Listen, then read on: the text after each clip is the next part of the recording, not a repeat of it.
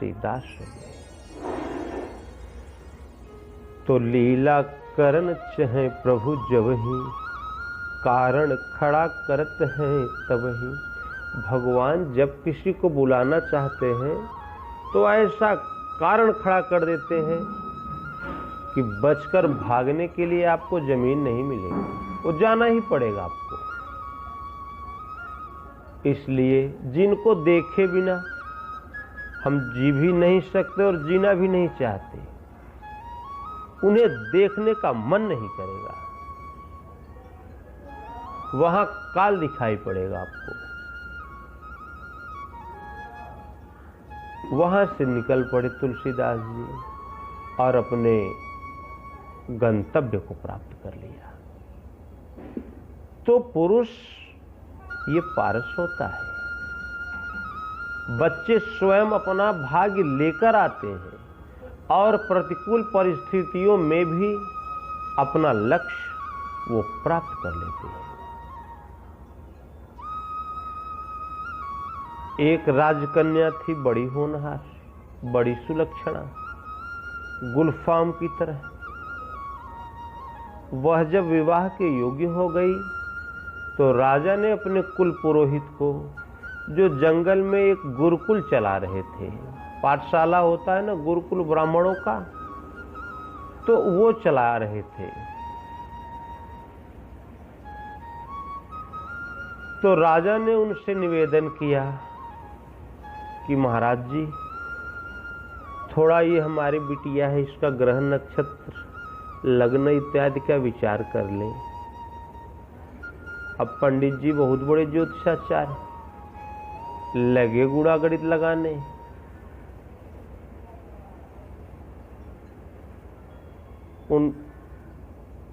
उन्होंने जब अपना गणित लगाया तो बोले, यार, मन में सोचा कि ये तो रानी नहीं महारानी होगी, लक्ष्मी कभी इसका साथ नहीं छोड़ेगी,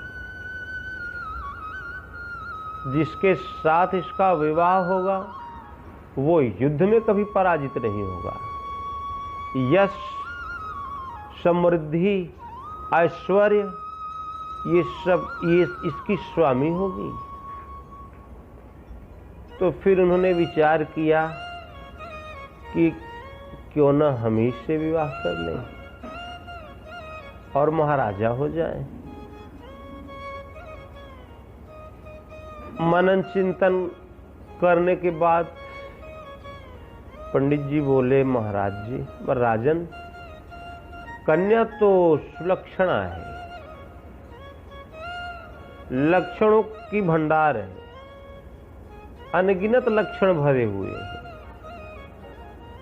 किंतु इसमें जरा सी खोट है। यदि इसका विवाह करके यहां से सही सलामत विदा किया जाएगा तो ये जहां जाएगी उस वंश का नाश करेगी और आपका भी विनाश हो जाएगा, दोनों कुल का सर्वनाश।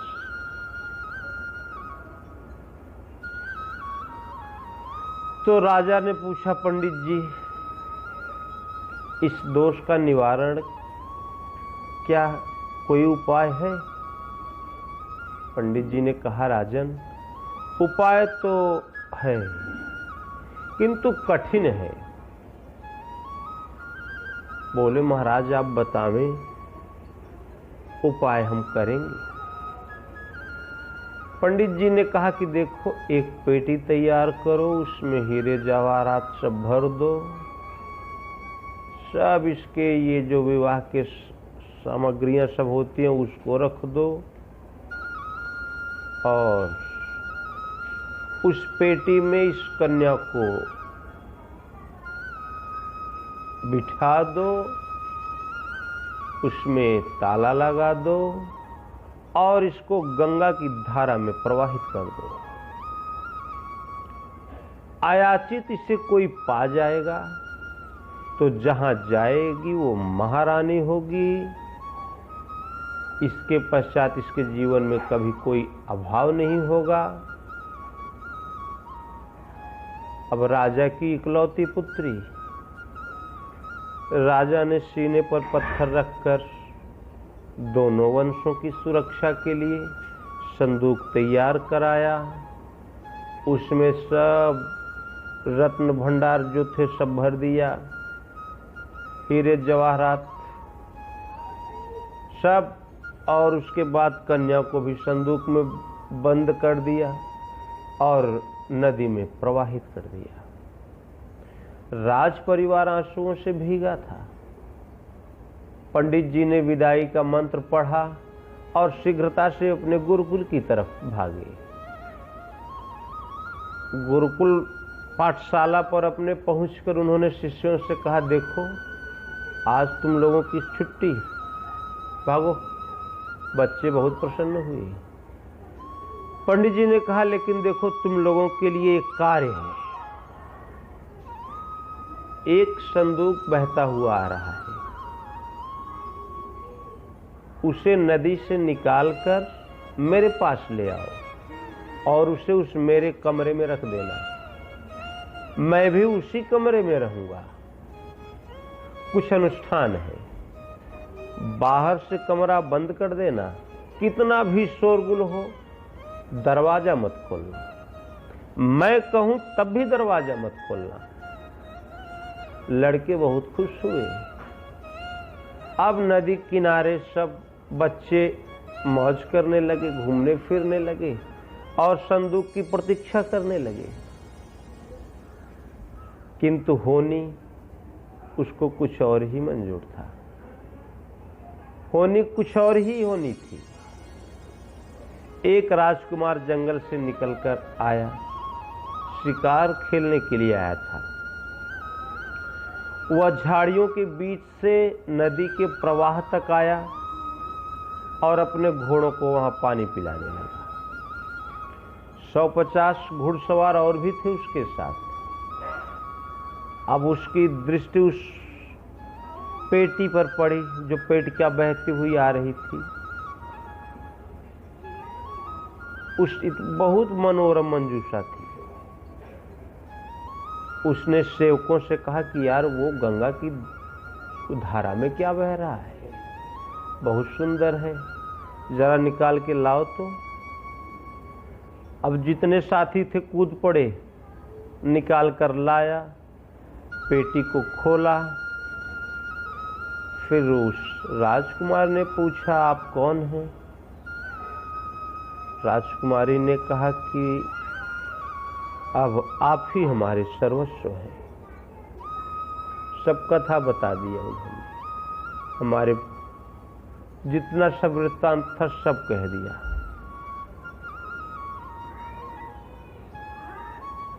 तो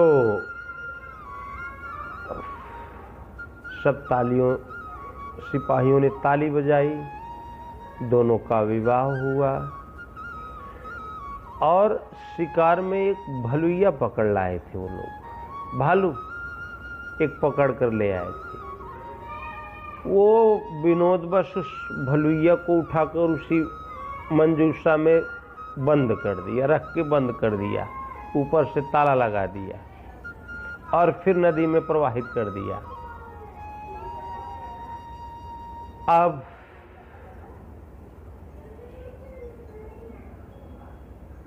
वो पेटिका बहते बहते पहुंच गई पंडित जी के पाठशाला तक। वहां बच्चे जो प्रतीक्षा में खड़े थे ना, वो पेटिका को देखते ही तुरंत छलांग लगा दिया, पेटिका को खींचकर बाहर लाए और वो ले जाकर पंडित जी के कमरे में उसको बंद कर दिया। अब पंडित जी भी अपना मंत्र शुरू कर दिया, स्वस्ति नः इंद्रो बृहस्पतिर्वाः, स्वस्ति नः पूषा विश्ववेदाः। अपना मंत्र शुरू कर दिया पंडित जी ने। मंत्र पढ़ते हुए कमरे में घुसे, कमरा बंद कर दिया। अब पंडित जी देव शांति, अंतरिक्ष गुण शांति, पृथ्वी, सब शांति पाठ शुरू कर दिया उन्होंने। सर्वे ग्रहा शांतिकरा भवन्तु। शांति पाठ करते हुए जहां संदूक को खोला तो भूखा प्यासा रीछ भालू वो टूट पड़ा पंडित जी के ऊपर। पंडित जी चिल्लाए बचाओ बचाओ बचाओ, तो वहां था कौन जो बचाता। पंडित जी ने पहले ही कह रखा था, देखो मैं भी कहूं तब भी दरवाजा मत खोलना। वो बच्चे अपना बाहर पहरा दे रहे हैं, कोई दरवाजा नहीं खोला। बाद में पंडित जी ने विचार किया कि अब तो प्राण बचना मुश्किल है, तो एक मिट्टी की खड़िया पा गए वहां पर और दीवार पर लिखा कि ममो इच्छा देव नास्ति दैव इच्छा प्रबलम, राजद्वारे राजकन्या और विप्र भालु भक्षतम। राज ये हमारी इच्छा से कुछ भी नहीं होता, भगवान की इच्छा ही सर्वोपरि होती है। वो राजकन्या राजदरबार में पहुंच गई, अपने भाग्य से पहुंच गई, और ये ब्राह्मण देवता भालू महाराज के हाथ लग गए। इनके भाग्य में ये रहा, उनके भाग्य में वो रहा। तो इसलिए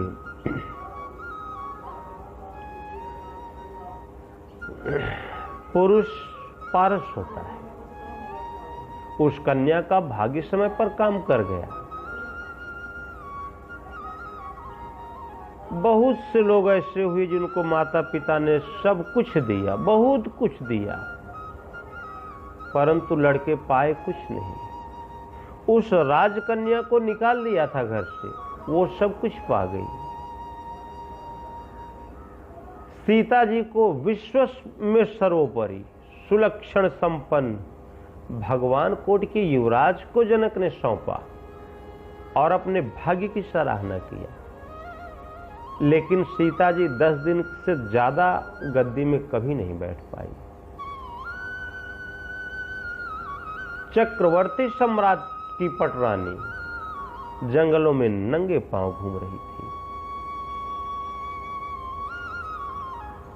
इसलिए माता पिता को कभी दोष मत दो, क्योंकि सबके भाग्य की रेखाएं उनके कर्मों के आधारित होती हैं, वो अलग अलग होती है। कर्मों के अनुसार सबके भाग्य की रेखाएं अलग अलग होती हैं। एक माता के 4 बच्चे, चारों की भाग्य रेखाएं अलग।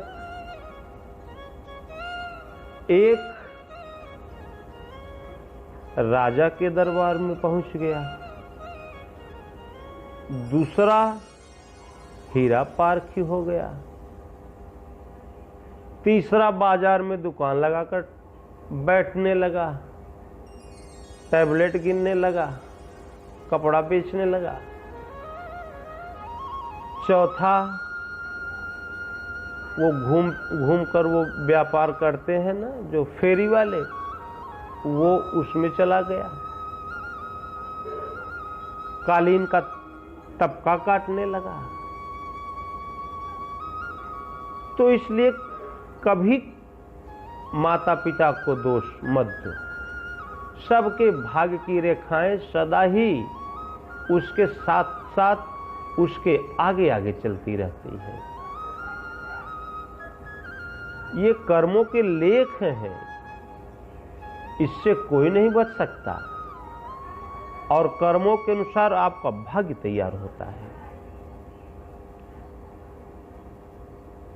एक गाय के ही 4 बछड़े, उन चारों की भाग्य रेखाएं अलग। पहला जो वो होते हैं ना जो काशी में छोड़े जाते हैं शिव जी के नाम पर, अपना मस्त घूम रहे हैं, जहां इच्छा अपना खा रहे हैं, मौज कर रहे हैं, भगवान के नाम पर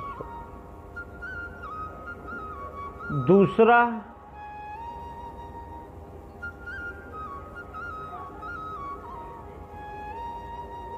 वो हो गया, वो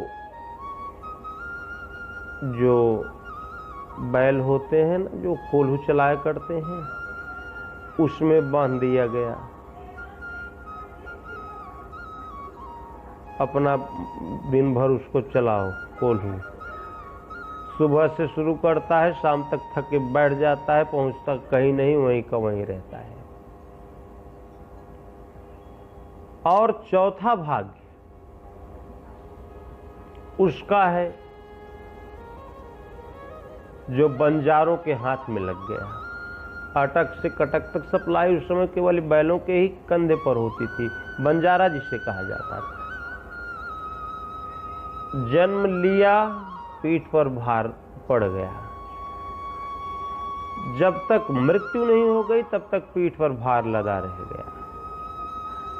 तो कर्मों की रेखाएं सबकी अलग अलग होती हैं, भाग्य की रेखाएं सबकी अलग अलग होती हैं।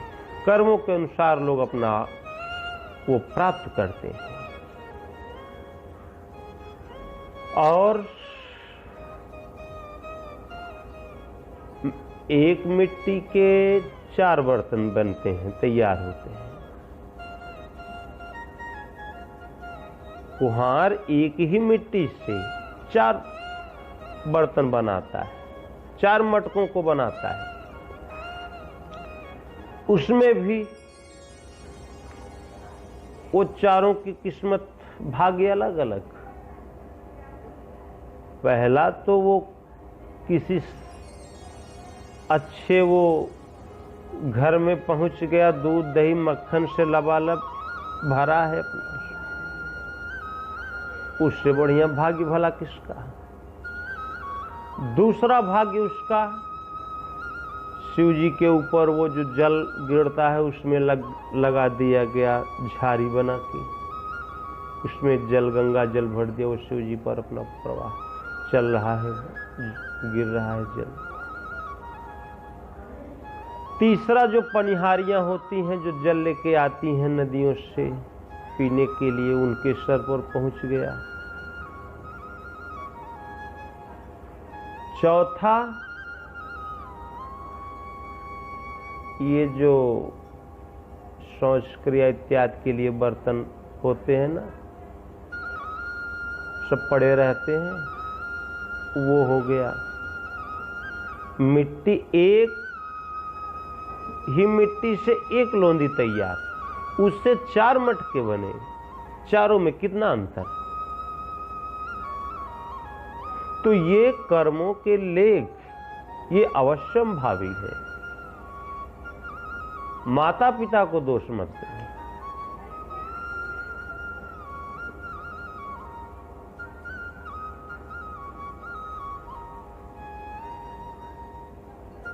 माता पिता को दोष देना भी नहीं चाहिए, क्योंकि महापुरुषों ने सदैव से ही कहा, सदैव से निर्णय दिया, कर्मानुबंधिनी मनुष्य लोके, मनुष्य योनि के अनुसार ही, कर्मों के अनुसार ही बंधन तैयार होता है।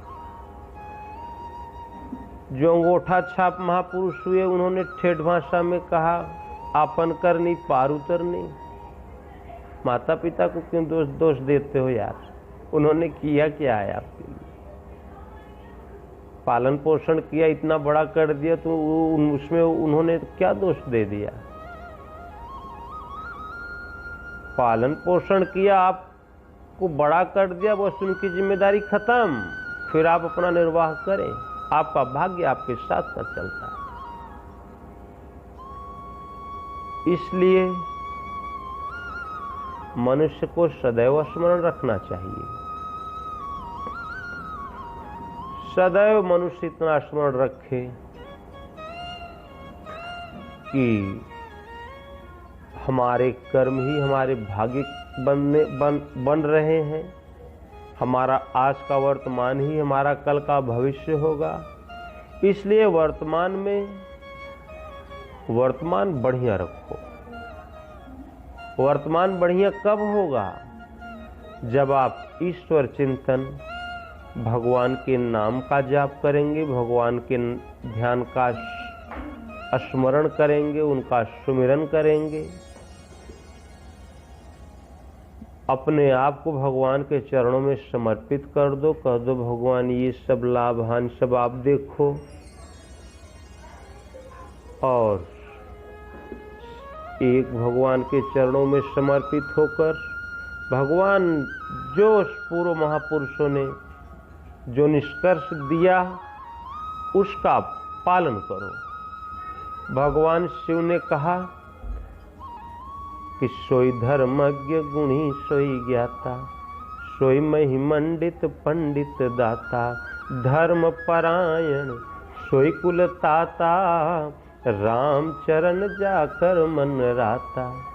वो धर्मज्ञ है, धर्म का मर्मज्ञ है, गुणी है, ज्ञाता है, दान दाता है, विद्वान है, नीतिवान है, गुणवान है, सभी गुण उसमें भरे पड़े हैं। कौन? कि राम चरण जाकर मन राता, जिसका कि मन भगवान श्री राम के चरणों में अनुरक्त हो गया। और सोकुल धन्य उमा सुनु, जगत पूज्य सुपुनीत, श्री रघुवीर परायण, जेहि नर उपज विनीत। हे पार्वती, वो सारा कुल ही कृतार्थ है जिस कुल में किसी एक का राम उन परमात्मा के चरणों में अनुराग जागृत हो गया है, उसका पूरा कुल कृतार्थ है। फिर भगवान शिव के बाद भगवान राम ने भी अपना निर्णय दिया। ये जो रामचरित मानस है ना, ये भगवान शिव का आदेश पत्र है। एक भी शब्द उसमें सींक रखने भर का संदेह नहीं है। हर प्रश्न का उत्तर रामचरित मानस में है। भगवान शिव ने स्पष्ट रूप से अपना निर्णय दिया। आगे चलकर भगवान राम ने भी अपना निर्णय दिया। जब लंका से वापस अयोध्या आए तो एक बार रघुनाथ बुलाए, गुरु द्विज पुरवासी सब आए, बैठे गुरु मुनि और द्विज सज्जन, कहने लगे कथा भव भंजन। बड़े भाग्य मानुष तन पावा, सुर दुर्लभ सद ग्रंथ नि गावा, साधन धाम मोक्ष कर द्वारा, पाइन जे परलोक सवारा। सो परत्र दुख पावई, सिर धुन धुनि पछताई, काल ही कर्म ही ईश्वर ही, मिथ्या दोष लगाए। जो इस मनुष्य शरीर को पाकर अपना परम धाम नहीं स्वीकार संवार लिया, वो सिर धुन धुन के पछताता है और भगवान को, भाग्य को और समय को ये व्यर्थ ही दोष देता है। तो ज्यों परलोक यहाँ सुख चहु, सुनि मम बचन हृदय दृढ़ गहु। जो परलोक के समान यहाँ सुख चाहते हो तो मेरे वचनों को सुनो और हृदय में धारण करो। ज्यों परलोक यहाँ सुख चहु, सुनि मम वचन हृदय दृढ़ गहु। सुलभ सुखद मार्ग यह भाई, भक्ति मोरी पुराण श्रुति गाई। केवल पुराणों में, वेदों में, सर्वत्र केवल एक ही चीज, मेरी भक्ति। मेरे शरणागत होकर कुछ भी करो ना तो मुझे प्राप्त हो गई। बगल में सब हनुमान जी बैठे थे, उनकी भक्ति नहीं। माता सीता विराजमान थी, उनकी भक्ति नहीं। भाई भरत, लक्ष्मण, शत्रुघ्न सब, लेकिन किसी की भक्ति नहीं। केवल भक्ति मेरी पुराण श्रुति गाई। केवल मेरी भक्ति करो, यही पुराणों में है, यही श्रुतियों में, वेदों में है। वही बात भगवान श्री कृष्ण ने कहा कि अर्जुन, मन मना भव मद्भक्त्या मद्याजी माम नमस्कुरु, मामे वैश्यसि सत्यम ते प्रति जाने प्रियोषि में। केवल मुझे मन मना भव, मेरे में मन वाला हो, मेरा अनन्य भक्त हो, मुझे समर्पित होकर हर कार्य कर। और जो ये दिमाग में सब कचरा भर लिया है ना, तो ये सर्वधर्मान परित्यज्य मामेकं शरणं व्रज, अहम त्वा सर्व पापेभ्यो मोक्ष इच्छामि मा शुच। ये सब दूर घूर गड्ढे में फेंक दे। एकमात्र मेरे आश्रित हो जा।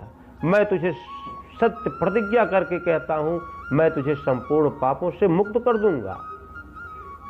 किंतु कब? ओम इत्येकाक्षरम ब्रह्म व्याहरण मामनुस्मरन् यह प्रयाति त्यजन देहम शयाति परमाम गतिम। अर्जुन, ओम अक्षय ब्रह्म का परिचायक है, तू उसका जाप कर, ध्यान मेरा कर। जाप ओम का, ध्यान अपना। इतना कर, मैं सत्य प्रतिज्ञा करके कहता हूं, मैं तुझे संपूर्ण पापों से मुक्त कर दूंगा। और ये आवश्यक नहीं है कि तू ब्राह्मण है, क्षत्रिय है, वैश्य है, शूद्र है, ये इसकी कोई जरूरत नहीं। तुम वाल्मीकि के उस्ताद ही क्यों न हो, अंगुलीमाल से भी अब बड़े दुर्दांत हो, फिर भी अपि चेत्सु दुराचारो भजते माम अनन्य भाग साधु रेव स मंतव्य सम्यक व्यवसितो ही सह। दुराचारी नहीं, दुराचारियों का सरदार भी क्यों न हो, केवल मेरे आश्रित हो जा, मैं तुम शीघ्र ही धर्मात्मा हो जाओगे। अरे जितने भी महापुरुष हुए सब निकृष्ट, जन्म से सब निकृष्ट। वाल्मीकि, दुर्दांत दस्यु, अंगुलीमाल, केवट, हनुमान जी भी पता नहीं, केसरी नंदन, पवन पुत्र और वाल्मीकि, वेदव्यास, मच्छोदरी के लड़के, पूरे वेद को रट डाला। महर्षि भारद्वाज पेटी में मिले, नारद जी, जितने भी महापुरुष हुए, जन्म से सब निकृष्ट, लेकिन सब तपस्या के द्वारा आज सभी पूजित हैं। अपने अपने समय के सर्वश्रेष्ठ महापुरुषों में यदि किसी का नाम था तो इन महापुरुषों का। आज उन्हीं की वाणी मिल रही है आपको, उन्हीं के उपदेश आपको मिल रहे हैं, जिस उपदेश का आप पालन कर रहे हैं, चलकर अपने स्वरूप को प्राप्त कर रहे हैं। आज वही हमारे आदर्श हो गए हैं, जो कभी अछूत और पता नहीं किन किन चीजों से वो विभूषित किए गए थे। तो इसलिए वेद व्यास ने जब पूरा वेद पुराण, वो उपनिषद सब कुछ लिख डाला, उसके बाद उन्होंने विचार किया कि यार मनुष्य पढ़े तो पढ़ता ही रह जाए आजीवन, पार ही न पावे। आजीवन जब पढ़ता ही रहेगा तो भजन कब करेगा? अरे आप ही जीवन भर पढ़ो, केवल इस कॉलेज से उस कॉलेज, उस कॉलेज से उस कॉलेज, इस क्लास से उस क्लास, पढ़ते ही रहोगे तो कमाओ खाओगे कब? मनुष्य पढ़ता किस लिए है? तो अंत में जब सब कुछ लिखने के बाद वेद व्यास जी ने निर्णय दिया कि इनमें शास्त्र कौन, तो एक छोटी सी पुस्तिका उसमें से निकाल के अलग कर दिया। बोले भैया यही शास्त्र है, और उसका नाम रख दिया श्रीमद् भगवद गीता। भगवान श्री कृष्णोक्त वाणी थी, उस पर कोई टीका टिप्पणी नहीं, कोई भेदभाव नहीं, भेदभाव मुक्त, मजहब संप्रदाय से मुक्त, जाति पात से मुक्त, उसमें केवल भगवान और भक्त का रिश्ता है। और वेद व्यास जी ने अपना निर्णय भी दे दिया। इतना सब कुछ लिखने के बाद भी बोले भैया देखो, एकम शास्त्रम देवकी पुत्र गीतम, एको देवो देवकी पुत्र एव, एको मंत्र तस्य नामानि यानि, कर्माप्येको तस्य देवस्य सेवा। एक ही शास्त्र है, भगवान श्री कृष्णोक्त, जो भगवान श्री कृष्ण ने बता दिया। गीता भगवान श्री कृष्ण की वाणी, और एक ही पूजनीय देव है, वही यशोदा का नंदन, देवकी नंदन भगवान श्री कृष्ण।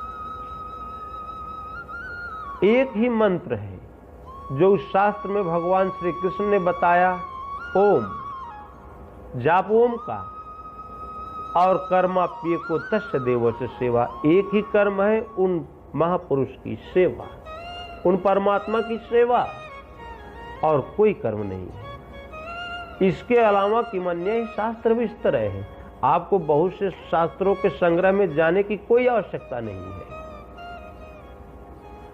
इसलिए सब लोग खूब नाम का जाप करो, खूब भगवान के स्वरूप का ध्यान करो, चलते फिरते नाम जपो, ओम या राम, जो रुचिकर हो, जो अच्छा लगे, दोनों का मतलब एक है। नाम का जाप करो।